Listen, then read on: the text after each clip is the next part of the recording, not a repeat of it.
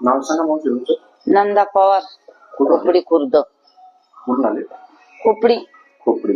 काय त्रास होतो तुम्हाला? मला आहे ना याचा त्रास होता लय शिरांचा. म्हणजे मी एक धडच गेली होती एकदम पार. मला बरं वाटलं. आता आपल्याकडे दुसरी विजिट तुमची ना? हा दुसरी. पहिल्या विजिट मध्ये किती बरं वाटलं तुम्हाला? लय बरं वाटलं मला. याच्या आधी काय दवाखाने वगैरे केले तुम्ही? लय गोळ्या घेतल्या, म्हणजे अशा गोळ्याच घ्यायची मी. ओके. ते बाकीचे दवाखाने गेले रिझल्ट तो दवाखाना बंदच करून टाकला ना मी गोळ्या घेतल्या.